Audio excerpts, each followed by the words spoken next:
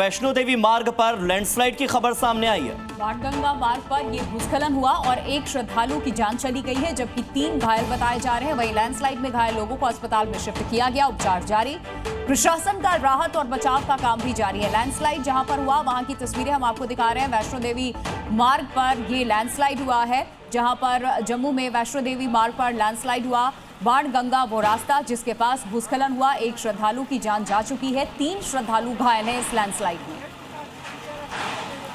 ये 2 तस्वीरें आपकी टीवी स्क्रीन पर हैं। वैष्णो देवी रूट पर लैंडस्लाइड और उसके बाद वहां पर राहत बचाव का जो काम चल रहा है, कुछ श्रद्धालु घायल बताए जा रहे हैं।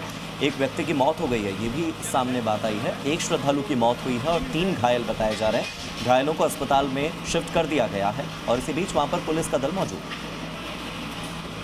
माता वैष्णो देवी दरबार में एक बड़ी लैंडस्लाइड जो है वो हुई है, जिसकी वजह से कई लोग जो हैं वो इसमें दबे हुए हैं। जानकारी के मुताबिक करीबन 7 लोगों को यहाँ पर रेस्क्यू कर लिया गया है और अभी भी जो रेस्क्यू ऑपरेशन है वो तेजी से यहाँ पर जारी है। आप देख सकते हैं जेसीबी टीमें यहाँ पर लाई गई है, जहाँ से पूरा जो रास्ता है उसे यहाँ पर क्लियर किया जा रहा है। इसके अलावा सीआरपीएफ की टीमें और जम्मू कश्मीर पुलिस के साथ साथ जो शाइन बोर्ड का स्टाफ है वो भी लगातार यहाँ पर मुस्तैदी से लगा हुआ है। और इसी के साथ साथ आप देख सकते हैं एसडीआरएफ एनडीआरएफ टीमों के साथ और जितने भी जो शाइन बोर्ड की जो आपदा प्रबंधन टीमें हैं वो भी इस समय मौके पर मौजूद हैं, ताकि जल्द से जल्द इस पूरे मलबे को यहाँ पर निकाला जा सके, क्योंकि इस तरह की आशंका है कि कोई और व्यक्ति जो है वो इसमें ना दबा हो। और अभी फिलहाल के लिए 7 लोगों को यहाँ पर निकाला गया है, जिसमें से एक की हालत जो है वो गंभीर है, जिसे ककरियाल जो शाइन बोर्ड हॉस्पिटल है वहां पर शिफ्ट किया गया है। इसके अलावा 3 लोग जो हैं उन्हें यहाँ पर कटरा हॉस्पिटल में यहाँ पर जो है वो शिफ्ट किया गया है, जहाँ पर उनका इलाज जो है वो जारी है। आपको बता दें कि करीबन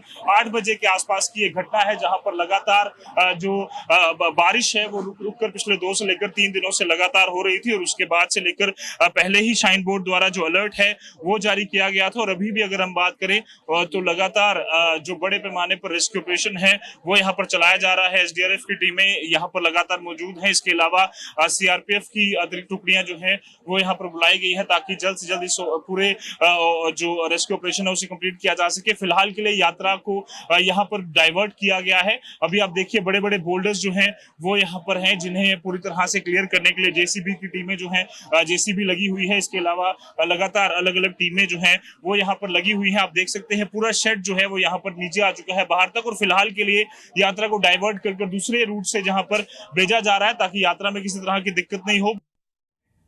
हमारे सहयोगी रजत हमारे साथ जुड़ गए, सीधे रजत का रुख करते हैं। रजत, पहली बात तो ये कि जो 3 लोग घायल हुए हैं उनकी क्या स्थिति है, और दूसरा बाकी के यात्रियों की सुरक्षा के लिए क्या एक्स्ट्रा एफर्ट्स किए जा रहे हैं? जी बिल्कुल हार्दिक, इस समय हम ग्राउंड जीरो पर मौजूद हैं और लगातार तस्वीरें भी दिखाएंगे और आपको जानकारी भी देंगे। अभी भी रेस्क्यू ऑपरेशन लगातार जारी है।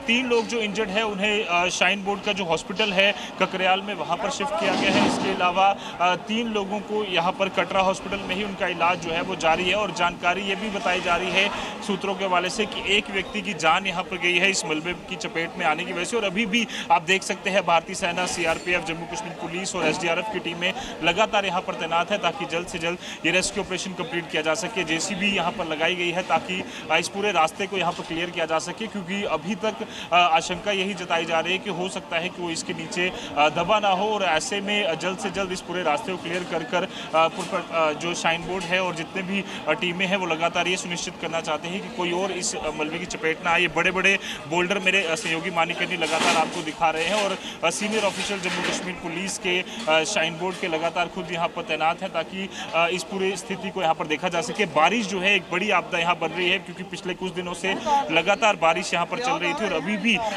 जो बारिश है वो लगातार यहाँ पर हो रही है। और इसी की वजह से फिलहाल के लिए जो डाइवर्ट है वो यात्रा को किया गया है, दूसरे रूट से यहाँ पर यात्रा जो है वो यहाँ पर चलाई जा रही है। और अभी भी आप देखिए जेसीबी की टीमें जो हैं वो यहाँ पर लगी हैं, सभी मजदूर जो हैं वो लगे हुए हैं। एसडीआरएफ एनडीआरएफ की टीमें, जम्मू कश्मीर पुलिस की, सीआरपीएफ की टीमें लगातार इस पूरे रेस्क्यू ऑपरेशन को आगे बढ़ा रही है और साफ तौर पर जो 3 लोग इंजर्ड हुए हैं उनका भी इलाज ककरियाल अस्पताल में यहाँ पर चल रहा है।